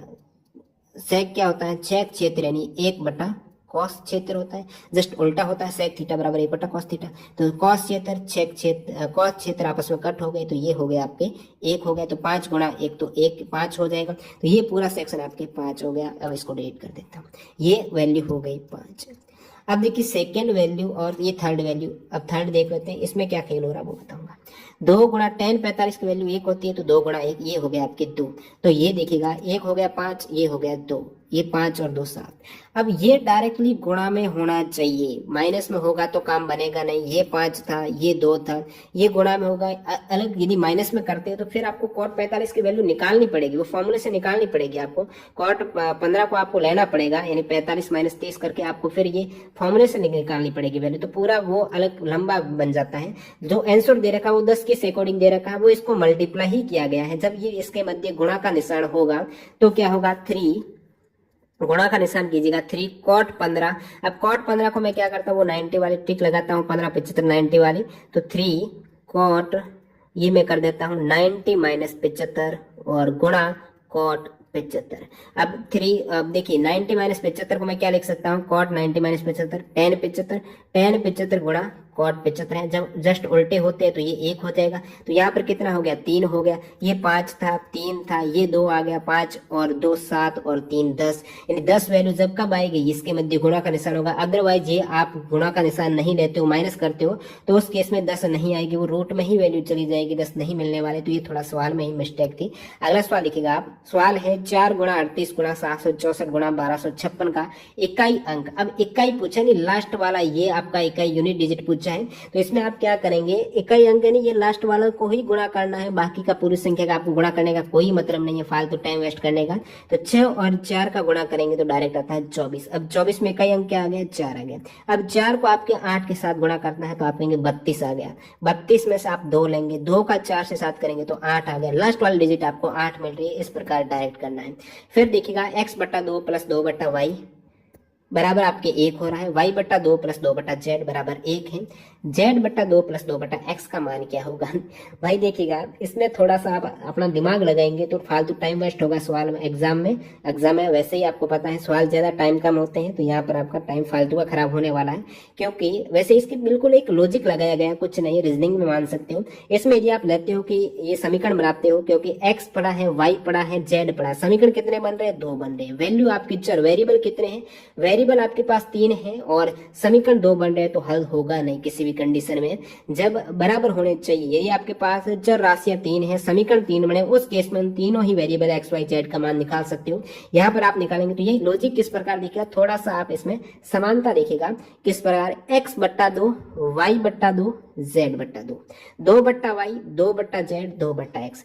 जब भाई दे रखा है इन्होंने कि x/2 + 2/y है, x और y क्या है, वेरिएबल है, और उस केस में आंसर 1 आ रहा है। यहाँ पर ये क्या कर रहा है, 2 वेरिएबल चेंज करना है, y/2 + 2/z 2/2 यही है, 2 यहाँ पर भी 2 ऊपर भी है। यहाँ पर y z इस साइड x पूछ लिया आपको, x y z क्या है, तो ये 1 आ रहा है। सेकंड में भी आपको ये 1 दे रखा है, तो z/2 + 2/x भी 1 होना चाहिए, क्योंकि समान ये आप चल रहे हो समान वैल्यू लेकर, x/2 y/2 z/2 2/y 2/z 2/x। जब ये 1 है तो ये भी 1 होगा। डायरेक्टली आपको 1 टिक करना था, फालतू समीकरण लगाने ही नहीं थे। कंप्यूटर के किस भाग को उसका मस्तिष्क कहा जाता है, कंप्यूटर का मस्तिष्क है सेंट्रल प्रोसेसिंग यूनिट। सबरीमाला मंदिर दोस्तों केरला में है। फिर एक और इजी सा सवाल आपको पूछ लिया है, इस सवाल में आपको जोड़ बाकी आना चाहिए, बाकी है ही कुछ नहीं। अब देखिए 5 सही, ये मिश्र भिन्न 5 सही 2/3 दे रखा है, ये कितना हो जाएगा, 5 सही 2/3 का मतलब क्या है, 5 + 2/3 है। इसको आप एलसीएम 3 बाकी करना क्या होता है, 5 × 3 करना + 2 करना, 15 और 2 17/3 है। अब 17 में 3 का भाग देंगे तो ये कुछ पूरा तो नहीं जाएगा, 5.666 इस प्रकार आगे चलता जाएगा। अब इसके अंदर आपको ऐड करना है 0.73, तो 0। अब देखिए जो भी ये हल रहता है दशमलव के अंदर, जस्ट आपको जो दशमलव दे रखे पॉइंट दे रहे उसके नीचे पॉइंट रखेगा, फिर आपको 73 करना है। इसको जब आप ऐड करेंगे 6 और 3 कितने 9, ये 6 है। अब देखिए 6 और 7 कितने हैं 13, फिर हासिल की 1 है तो 6.396 आ गया। अब इसमें से आपको माइनस करना है 6.396, फालतू टाइम वेस्ट कर रहे हैं इसमें तो कुछ नहीं बाकी करनी है। अब 6 में से 3 गए 3, 9 में से 2 7 हो गया, 3 में से 2 फिर 6 में से 3.27, ये आपको डायरेक्टली टिक करना है। अगला सवाल देखिएगा, गोबी मरुस्थल है मंगोलिया चाइना में, यानी एशिया में हो जाए। गोबी मरुस्थल कहाँ पर है, चाइना में है, मंगोलिया में जो एशिया में पड़ता है। अगला सवाल, एक क्लब में महिलाओं की संख्या का पुरुषों की संख्या से रेशियो 3:2 दे रखा है। हाल ही में 300 महिलाएं क्लब में और शामिल हुई है, रेशियो 5:2 हो गया। क्लब में अब महिला संख्या सदस्यों की टोटल संख्या क्या होगी, ये एक इजी सा सवाल और हो गया। एक क्लब में महिलाओं की संख्या और पुरुषों की, ये आपके फीमेल है ये मेल है, इनका रेशियो 3 और 2 का है। अब हाल ही में 300 महिलाएं और ऐड हुई, यहाँ पर फीमेल कितनी ऐड हुई है तो आप कहेंगे 300, जब ऐड हुई है फीमेल उस केस में रेशियो है 3:2 से 5:2 का हो गया है। देखिए मेल ऐड नहीं हुए, मेल का रेशियो भी चेंज नहीं हुआ, फीमेल ऐड हुई है 3 से 5 हो गए, तो आप क्या कहेंगे रेशियो में कितना बढ़ रहा है 2 का बढ़ रहा है। लेकिन सवाल कह रहा है कि हमने महिलाएं 300 जोड़ी है, आप यहाँ पर रेशियो में 2 बढ़ा रहे हो, इसका मतलब जो 2 रेशियो बढ़ा है वो 300 के इक्वल है। 300 महिलाएं जुड़ी तब 2 बढ़ा है, तो 2 बराबर 300 है, तो 1 बराबर कितना है, 1 बराबर आपके 150 है। आपको पूछा है क्लब में अब महिलाएं, क्लब में पहले 3 थे अब 5 हो गई है, 1 की वैल्यू 150 है तो 5 की वैल्यू कितनी है, तो 5 गुणा 150 आपको करना है, तो ये आप मल्टीप्लाई करेंगे तो आपका डायरेक्ट आंसर हो जाएगा 750 वर्तमान में फीमेल हो चुकी है। अगला सवाल, श्वेता और हरीश ने 28,000 की आय का एक परियोजना पूरी की है। इस परियोजना में श्वेता ने 20 दिन और हरीश ने 30 दिन तक काम किया है। उनकी मजदूरी का रेशियो 5:6 है, और मजदूरी का देखिएगा यहाँ पर ये है आपके श्वेता, ये है हरीश। अब देखिए हो क्या रहा है, श्वेता और हरीश की मजदूरी का रेशियो है, यानी श्वेता को 5 रुपए मिल रहा है तो हरीश है वो एक दिन में 6 रुपए कमा रहा है, वो ज्यादा कमा रहा है श्वेता से, ये इसका रेशियो हो जाएगा। अब ये काम भी कम कर रहे हैं ना, देखिए इस परियोजना श्वेता ने 20 दिन, श्वेता कर रही है 20 दिन काम कर रही है, ठीक है, हरीश काम कर रहे हैं 30 दिन। अब इनको टोटल 28,000 रुपए मिले इस योजना में, टोटल 28,000 का बेनिफिट हो रहा है, आपस में बांटना है। लेकिन ये इसको 5 रुपए मिल रहा है, लेकिन काम किसने कितना दिन किया, 20 दिन का किया है, इन्होंने 30 दिन का किया है, इसको भी आप रेशियो में बांट दीजिएगा। इन्होंने काम किया है 2, इन्होंने काम किया है 3। अब ये काम कितना हो गया, इनको 5 रुपए मिल रहा है, 2 काम किया है, 5 गुणा 2 10 रुपए मिलेंगे। इनको ने 6 रुपए मिल रहा है, 3 काम किया है, 6 गुणा 3 यानी 18 रुपए। अब इनका टोटल कितना हो रहा है, 10 हो रहा है, 18 हो रहा है, यानी इनका हो रहा है 28, 18 और 10 28 हो रहा है। ये टोटल इनको 28 रुपए दोनों को मिल रहे हैं, और टोटल है कितने रुपए 28,000 है, तो ये 28,000 में 28 का भाग देंगे तो आप कहेंगे ये 1,000 हो गया, ठीक है। अब 1,000 रुपए है एक यूनिट का, मतलब आपको पूछा श्वेता के हिस्से में, श्वेता इधर देखिएगा 10 आ रहा है, एक मतलब 1,000 10 मतलब 10,000 श्वेता को मिल गई, 18 गुणा 1000 हरीश को मिल गए 18,000। फिर देखिएगा अगला सवाल, राज तरंगणी के लेखक है, काफी एग्जाम आता है, कलन हो जाएगा। एक वस्तु का लागत मूल्य आपको दे रखा है जो अंकित मूल्य का 75% है, लागत मूल्य है कॉस्ट प्राइस है, ठीक है, क्रय मूल्य कह सकते हो। लागत मूल्य अंकित मूल्य का जो प्रिंट रेट का 75% है, आप 100 ही मान लीजिएगा, ठीक है। अंकित मूल्य का 75%, अंकित उसमें मान लेते हैं 100 रुपए है, ठीक है। तो उसकी कॉस्ट प्राइस कितनी है, लागत मूल्य कितना है, अंकित मूल्य का 75% उसका लागत है, तो 75 करेंगे, 100 का 75% यानी 75 रुपए उसका सीपी है। यदि 15% की छूट दी जाए, अब छूट दी जाएगी किसी को, भाई 100 रुपए उस वस्तु पर लिखे हुए हैं, तो आपको बोले कि 15% का आपको डिस्काउंट मिला, तो उन 100 रुपए पर डिस्काउंट मिलेगा, तो कितने पे वो वस्तु उनके आएगी, किसी को बेच रहे हैं, तो लाभ या हानि प्रतिशत क्या होगी। अब ये 100 रुपए पर यदि 15% की आप छूट देंगे तो 85 रुपए में आप कहीं ना कहीं बेच रहे हो। जब उसके पास दुकानदार के पास उसका क्रय मूल्य 75 था, उन्होंने 85 में बेचे, तो लाभ कितना हुआ, लाभ हो रहा है दुकानदार को 75 और 10 ऐड करेंगे तो 85 हो रहे हैं, 85 माइनस 75 है, 10 रुपए का लाभ हुआ डायरेक्ट है। लाभ उनकी वस्तु कितने में पड़ रही थी, 75 की, 10 रुपए कमाए हैं 75 पे, तो 100 पे कितना ये आपके हो जाएगा प्रतिशत, तो 10 गुणा 75 बटा 100 करेंगे तो 25 का भाग देता हूँ, 25 ये आपके 4 बार, ये 3 बार, तो ये कितना हो गया 40/3 हो गया। अब 40/3 आप भाग करेंगे, ये भी भाग पूरा नहीं जा रहा है, ये कुछ 13.33 इस प्रकार जाएगा, ये लाभ हो जाएगा। डायरेक्टली आपको ऑप्शन सी करेक्ट करना था। अगला सवाल देखिएगा, ये भी एक हल वाला करना ही है, जोड़ बाकी आनी चाहिए आपको।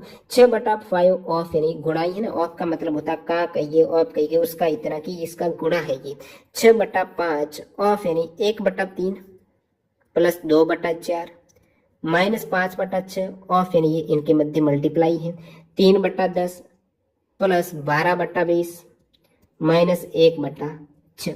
अब इसको आपको हल करना है एलसीएम लेके, तो 6/5 ये एलसीएम लीजिएगा, ये हो जाएगा आपके 12। इस साइड आप करेंगे तो ये हो जाएगा 3 और ये हो जाएगा 4।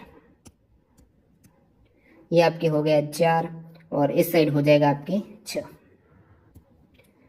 फिर आप -5/6 कीजिएगा।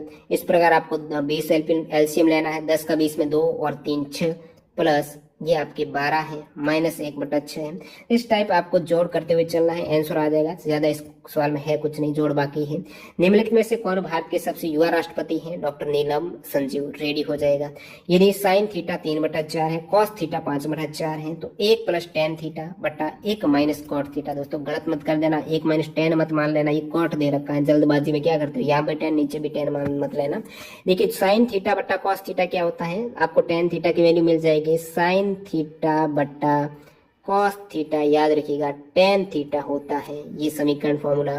तो साइन थीटा जब आपको 3/4 दे रखा है, भाग कॉस थीटा 5/4 करना है, उस केस में आपको tan थीटा की वैल्यू मिल रही है, भाग करना है, गुणा में उल्टा हो जाएगा, 4/5 है, 4 से 4 गया, tan थीटा की वैल्यू आपको मिल गई यहाँ से 3/5। अब tan थीटा की 3/5 है, tan और cot आपस में उल्टे होते हैं, नीचे cot दे रखा है, तो cot थीटा कितना हो जाएगा 5/3 हो जाएगा। cot और tan की वैल्यू जब आपके पास पता है, ये वैल्यू यहाँ पर पुट करनी है, 1 + tan थीटा यानी 3/5। ठीक है, अब भाग देना है आपको, नीचे भाग दे रहा हूं मैं, 1 - 5/3। अब इसको आप हल करेंगे, एलसीएम मैंने 5 ले लिया, तो एलसीएम 5 है, तो 5 + 3 यानी 8/5 हो गया ऊपर, और भाग दीजिएगा यहाँ पर, ये एलसीएम 3 आ जाएगा, 3 - 5 है, तो इसको आप कह सकते हो -2/3। अब इसको आप मल्टीप्लाई उल्टा करेंगे तब हो जाएगा 8/5 गुणा -3/2। ये भाग में था ना, गुणा किया तो -3 ऊपर 2 नीचे। अब ये हो जाएगा आपके 4 और 3 12 -12/5 ऑप्शन ए करेक्ट है। तो ये आप जोड़ कर सकते थे, बाकी वैल्यू निकालने थे, साइन बटा कॉस tan होता है ये पता था आपको। निम्नलिखित में से कौन सा देश संयुक्त राष्ट्र सुरक्षा परिषद का स्थायी सदस्य नहीं है? नहीं का पूछा है, तो स्थायी सदस्य आपको पता 5 संयुक्त राष्ट्र के स्थायी सदस्य हैं। नहीं जापान हो जाएगा, China, United state, US, UK है, यूएस है, फ्रांस है, रशिया है, ये आपके स्थायी है। फिर अगला देखिएगा, 5 अंकों की वह सबसे छोटी संख्या कौन सी है जिसे 7 से विभाजित करने पर 6 है वो रिमाइंडर रहता है। अब देखिए 5 अंकों की सबसे छोटी संख्या है कौन सी, तो आप कहेंगे ये तो इजी है, 10,000 है, इतना ही पूछा तो आप 10,000 कहेंगे, लेकिन ये तो दूसरी क्लास वाले बता देते हैं। 5 अंकों की सबसे छोटी संख्या वो तो 10,000 है, कोई दिक्कत नहीं। जिसे 7 से विभाजित कर रहे हो आप, 7 से विभाजित कर रहे हो, रिमाइंडर आपको 6 बचना चाहिए, लेकिन ये 10,000 नहीं होगी। आपको पूछा है कि वो कौन सी है, 10,000 तो शुरुआत होती है, वो संख्या 10,000 से बड़ी होगी कि 5 अंकों की सबसे छोटी संख्या तो 10,000 होती है, लेकिन उसको 7 से विभाजित करेंगे तो 6 आपको रिमाइंडर बचना चाहिए। मैं मान लेता हूँ, मेरे को पता नहीं है संख्या, मैं मान लेता हूँ कि 10,000 ही है, तो 10,000 में यदि आप 7 का भाग देंगे तो एक बार भाग ही दे दीजिए भाई, पूरा का पूरा नहीं जाता है, लेकिन आपकी समझ के लिए बता देता हूँ। ये भाग देके 10,000, भाई 10,000 ही नहीं लिखा जा रहा, 7 बटा, ये देखिएगा 10 में 7 का भाग देंगे तो आप कहेंगे एक बार गया, पीछे आपका कितना रह गया, 3 रह गया। अब 7 का 30 में भाग देंगे तो ये आपकी 4 बार चला जाएगा, ठीक है 28। ये दोनों ही, ये आ गया, ये यहाँ आ गया, ये दोनों गए। अब रेशफल 2 है ना, ये आपके आ जाएगा। अब फिर आपके भाग चला जाएगा, 7 का 2 बार 14 है, पीछे 6, ये आ गया आपके 0। अब 7 का आप 60 में देंगे तो आपके हो जाएगा, 8 बार चला जाएगा, 56, पीछे रहा 4, शेषफल यहाँ पर कितना रह रहा है, 4 रह रहा है। आपको क्या बता रहा सवाल कि शेषफल तो 6 चाहिए। जब आप 10,000 में 7 का भाग देते हो, उस केस में आपके पास रिमाइंडर 4 रह रहा है, आपको 6 शेषफल चाहिए। इसका मतलब क्या है, 2 ज्यादा रिमाइंडर रहना चाहिए। 2 ज्यादा कब रहेगा, जब 10,000 में 2 ज्यादा होगा, 10,000 2 होता यदि, तो यहाँ पर आपको रिमाइंडर मिलता 6, आपको 6 चाहिए। उस केस में 10,000 + 2 करना होगा, 4 आ रहा है, 2 ज्यादा होना चाहिए, उस केस में आपका 6 रहेगा, तो 2 ऐड कर दीजिएगा 10,000 में। 10,002 सबसे छोटी संख्या होने वाली है 5 अंकों की, जिसमें 7 भाग देने पर रिमाइंडर 6 रहता है। किस भारतीय राज्य में सबसे लंबा मेनलैंड सागर तट है? गुजरात में हो जाएगा। अगला सवाल, महात्मा गांधी ने, रोकिए 1 मिनट, महात्मा गांधी ने साबरमती से लेकर दांडी तक पश्चिम नमक मार्च शुरू किया है। दांडी गुजरात के किस जिले में है? नवसारी जिले में है, काफी बार बताया मैंने आपको। निम्नलिखित में से कौन सहजीवी संबंध को दर्शाता है? काई हो जाएगा। उस विकल्प का चयन करें जिसका संबंध है वो सेम रहता है, जो इसका इसके साथ है। अब देखिए पेडियाट्रिक्स का मतलब क्या होता है? बाल चिकित्सा विज्ञान है, बच्चों के लिए बाल चिकित्सा रहती है ना, वो पेडियाट्रिक्स है, जो चिल्ड्रन के लिए। इसी प्रकार न्यूरोलॉजी किनके लिए है? मस्तिष्क के लिए, ब्रेन के इलाज के लिए न्यूरोलॉजी है। खेलो इंडिया यूथ गेम्स 2020 किस शहर में आयोजित किए गए थे? यूथ गेम्स 2020 खेलो इंडिया गुवाहाटी में हुए हैं। नेक्स्ट 2022 में ये हरियाणा में होंगे। अगला देखिएगा, उस विकल्प का चयन करें जो ये वाला आपने देखा ही होगा रीजनिंग का है, तो इसमें कौन सा आएगा? ऐसे सवाल में क्या करना, सबसे पहले तो आपको काउंट करना